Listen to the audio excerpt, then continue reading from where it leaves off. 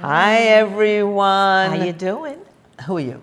I'm Carla. I'm Arlaana, and we are Don't Mess with the Mommas. Mommas, with our Motto, you are the protagonist of your life, not the victim of your destiny.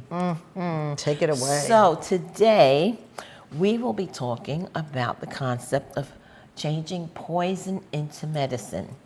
But before we do, we have a carryover question from the last episode on justice. So, Arlaana? Yeah. So the last episode was called The Soul of Justice, and something that we really wanted to share is many years ago I was on a panel discussion, and I was actually the moderator, and we talked about, is war just? Mm-hmm. And it's interesting, at that time there was one of our members, our SGI members from Croatia, and we had quite the in-depth dialogue. Mm-hmm. And that what we talked about is, if you have to defend yourself, of course, war becomes just, if it's a legitimate defense, not some made up stuff. Mm-hmm. Or if you are trying to break away from an autocratic or theocratic regime, then it becomes just. And just like the American Revolution, breaking away from the British, we had no alternative. Once you expend all sorts of possibilities, and you see that it's just not working, that dialogue's not working, negotiations, this or that, then you may have to take the next step if it's really legitimate. Mm-hmm. So I think that discussion was such an eye-opener for me, because we believe that the sanctity of life, every human being is worthy of respect, and we never want to see some life, extinguished, absolutely. But sometimes, in the nature of things, there is no alternative. So that was a really interesting discussion. But actually, we're going to take away for a totally different subject. Okay. And so, as I said before, this will be on the concept of changing poison into medicine. And Arlaana, can you tell me how this concept has been experienced through science or interpreted through science and history? Absolutely. We use this concept a lot in our SGI Buddhist practice, because it's all about transformation, right? Mm-hmm. And what may seem like a poison to the naked eye may end up being the greatest medicine. And what's really interesting is that in science, sorry to look at my notes, my mind is getting weaker as I get older. Snake venom, which definitely you don't want to get bitten by a snake. Snake venom has been used for heart medicine, homeopathy, which I studied. The concept of the poison is so diluted that it becomes the medicine. You're able to heal naturally. Right. Your body is able to naturally heal. Vaccine, same way. Right. You're injecting some of the poison or the disease into the body, which allows your immune system to really get strong, so you can overcome, the actual disease. Botulism has been used for Botox for women to make, or men, to make themselves younger, glamorous, whatever. Mm-hmm. And then the Gila monster, which, whatever, the saliva has been used to treat diabetes. I don't know how these scientists discovered that, but it's really something. So many, many examples in science of transforming poison to medicine. In history, if I can share some of that. Sure. So the Black Death, of course, was horrific, and many, many lives were lost. But because of that, there was such a need for workers. The peasants were able to stand up and get their rights recognized, so unions were able to begin, right? Good. So that's something. And then, after World War II and the horrific Hiroshima and Nagasaki bombs were dropped on Japan, Japan transformed from a militaristic society to a society based on technological advancement. So we have many, many examples, and we'll share our own personal examples as well of changing poison to medicine. And what appears as negative, sometimes it's not at all. And I have to just share this one Okay, thing. go ahead. The "this is good" encouragement. Okay. One of our seniors in faith encouraged somebody with the "this is good," and I think I spoke about it before, but I can't stop thinking about it.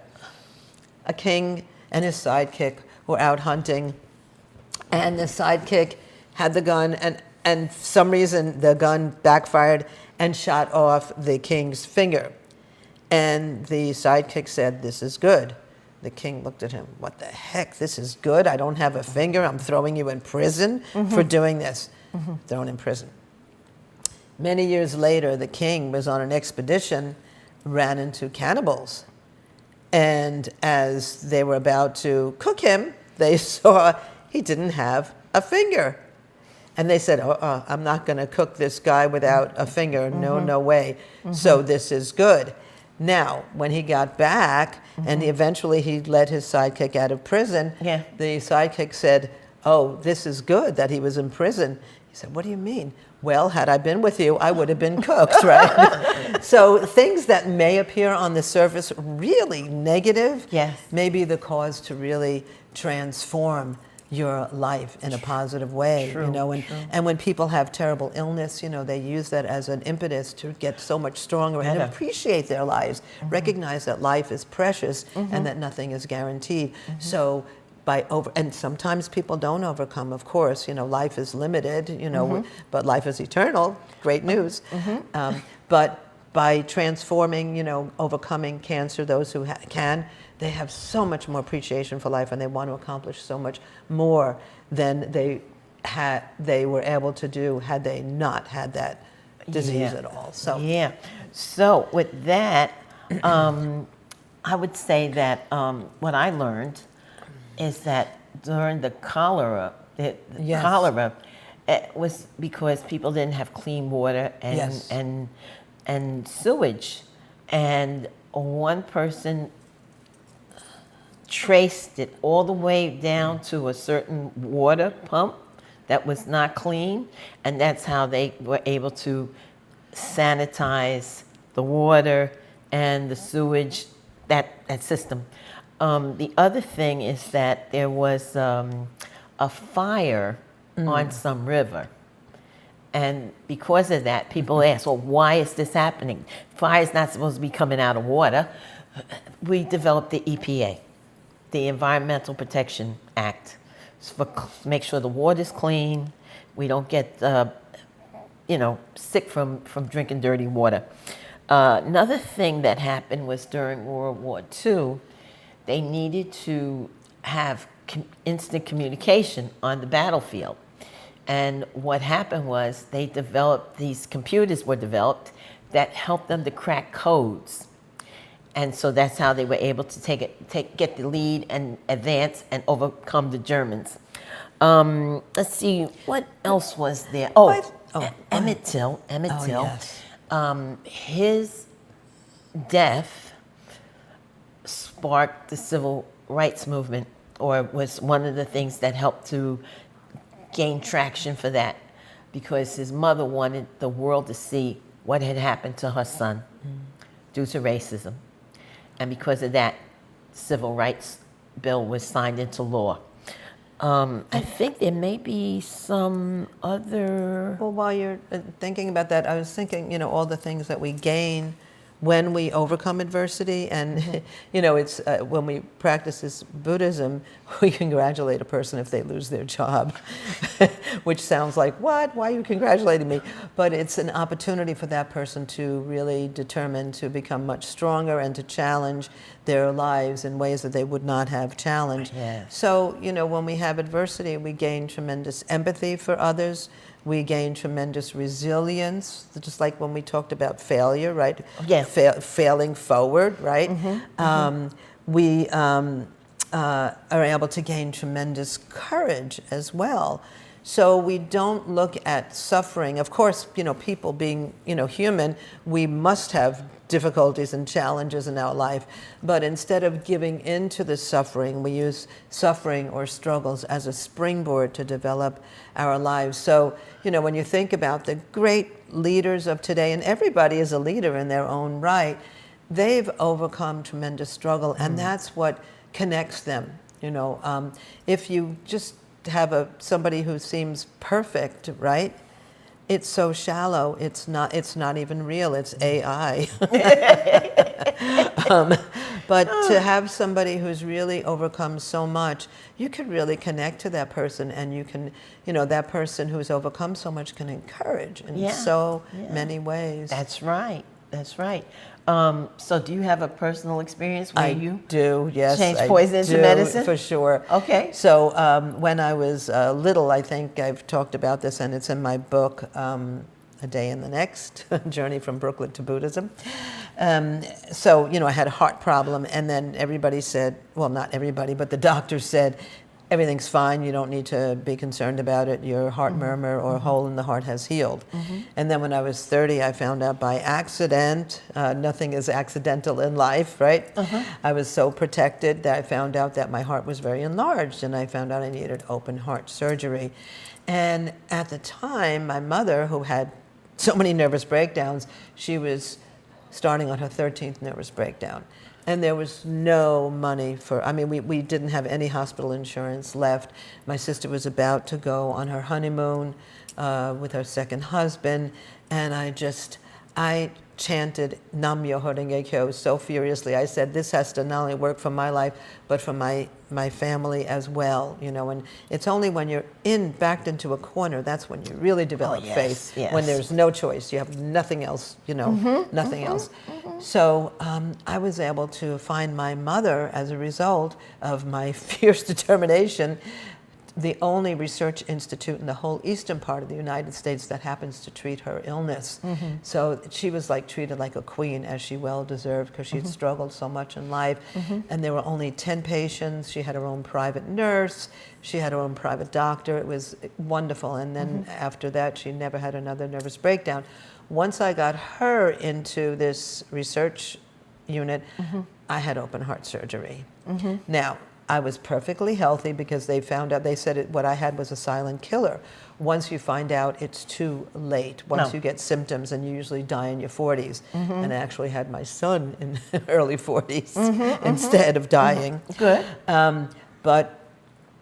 So I had this open heart surgery, and when my mother found out that I had open heart surgery, she was so amazed that on the phone, and this was from a Jewish mother, when we spoke from our respective hospitals, she said, Nam Myoho Renge Kyo, right?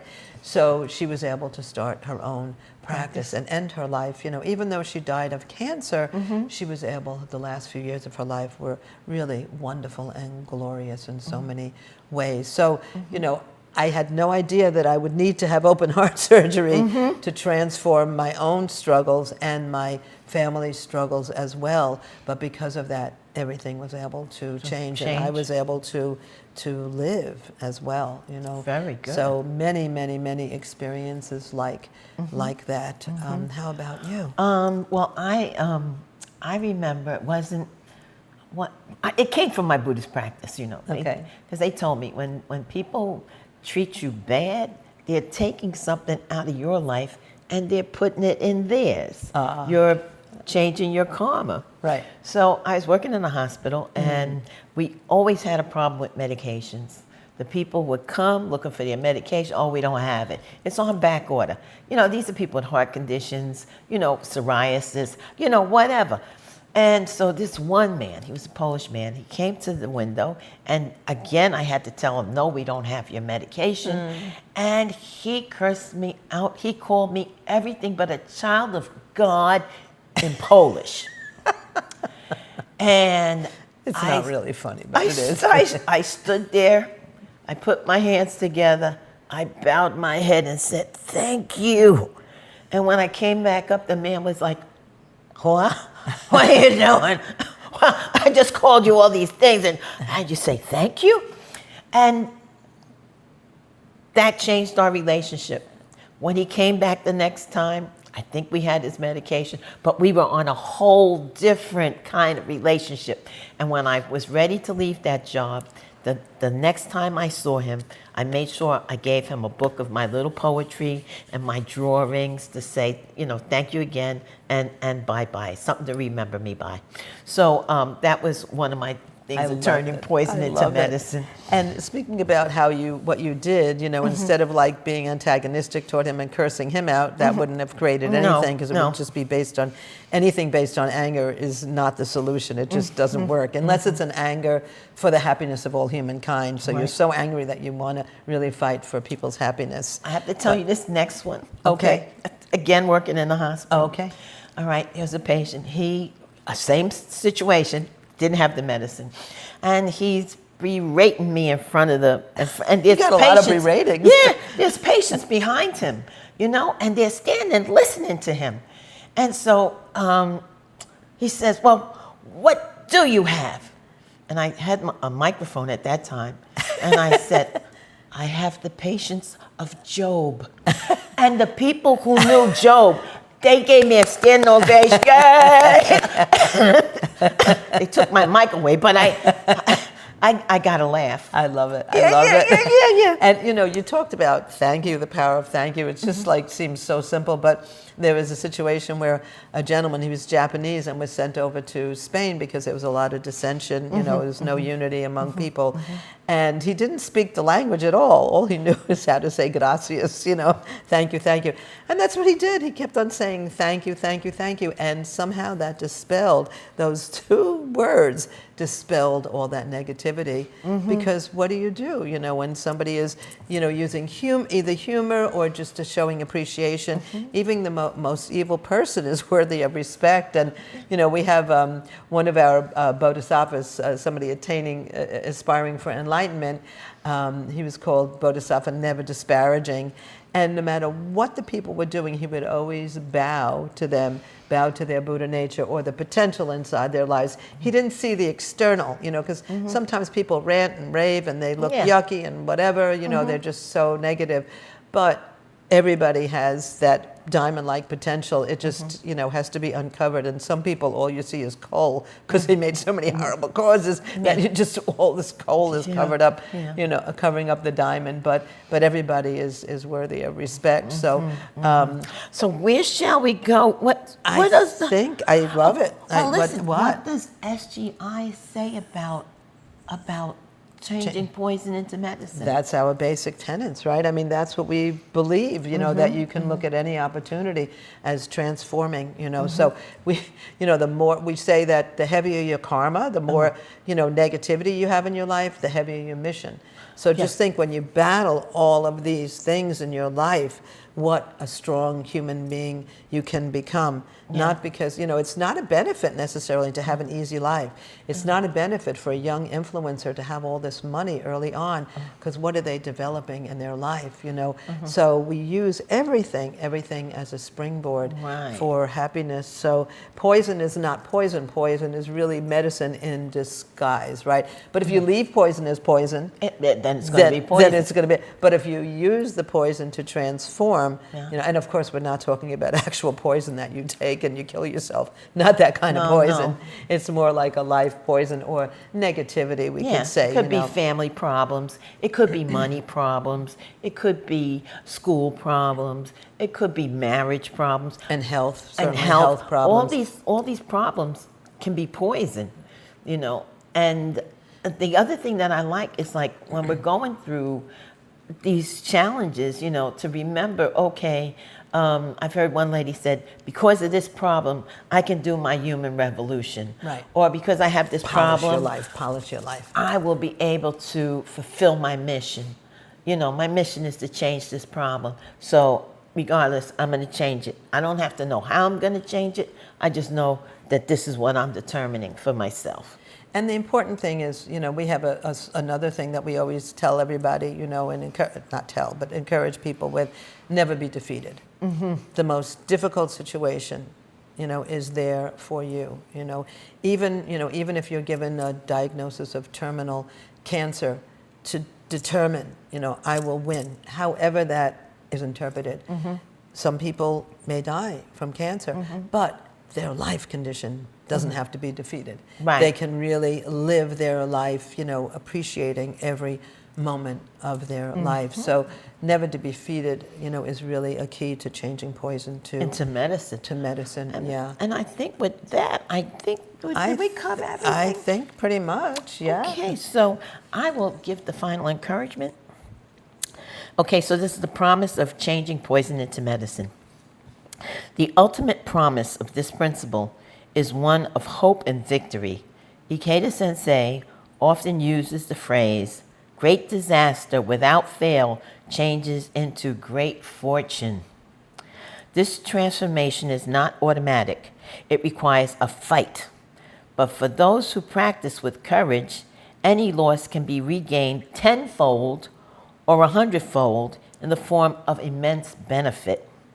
It is the path to creating a life of brilliant achievement from the depths of any challenge. Wow, So I with love that, it. with Courage, that. courage. And if you don't have courage, you can chant to have courage. And create some, yeah. If you don't have hope, create some. That's if right. you don't have courage, create some, whatever it is. And if you're not happy, create your own happiness. And never look at things that can't be resolved or solved. Absolutely. There's always Everything always can hope. be solved. Yep. With that, we are Don't mess with the Mommas. MOMMAS, and with our motto, You are the protagonist of your life, not the victim of your destiny. You can find us on YouTube and TikTok and Instagram and Spotify. and Amazon and Apple Music and wherever else you view or listen to your podcasts. Just spell Mommas right, MOMMAS. That's right. And thank you so much. We'd love to hear from you. mommas.podcast@gmail.com. Tell us how you're changing poison to medicine, or what your poison is, or what kind of encouragement you need, or whatever it is. You are worthy of respect. You are golden. You are a diamond in the rough. I always knew that. You always knew that? It ain't about diamonds being girls' best friends. It's about the inside diamond being a human being's best friend. Okay. So I guess we'll. Oh, and please leave a comment. Leave a comment. Yes, please. Bye-bye. Bye.